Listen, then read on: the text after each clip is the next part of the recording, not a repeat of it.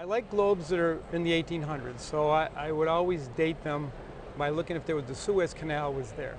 If the Suez Canal was there, I mean, that was like after 1868 or 69, and I wasn't that interested in them. This one was a couple $100s. This globe was very inexpensive, probably less than $60 or so. This one was probably $20 or $25. This one was about $2,000. And I probably paid too much for that. We selected just a few of the very many that you had to talk about.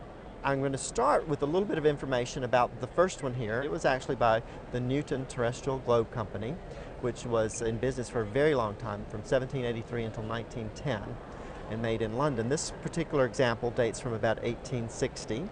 This example is a little bit unusual in that it is not on a stand. It's actually in a traveling case and has a meridian made of brass on it. The second example we have that's a little bit larger was made in Japan, actually. The name of the company is Tokugawa, made for school children to be used in schools. Educational. Educational purposes, yes, and exported primarily to the United States, so the writing is in English.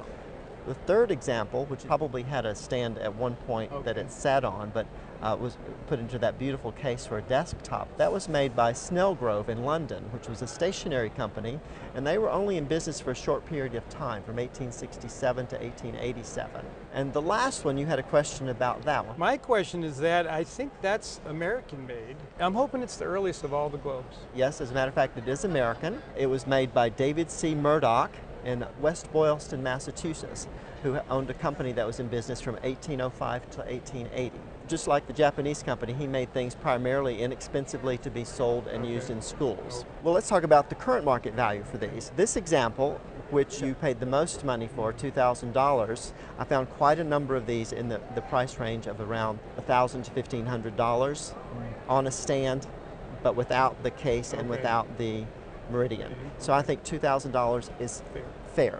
Now the Japanese globe, it's in pretty rough condition, but it was used in schools, which is to be expected. Found quite a few of those that have been sold in the $100 to $200 range in similar condition to yours. Now the third example in the beautiful case, I could find a handful of globes that were made by that company, but they were all a little bit larger than yours, and they didn't have that beautiful case on them. The other examples I found were in the 3 to 4 inch, and yours is probably less than 2 inches in diameter. It's a little one. The ones that I did find that were a little bit larger and not as nice were in the $2,000 to $3,000 range. So I think yours is probably worth a little bit more than that. I would say probably $2,500 to $3,500 on that one, yes. Okay.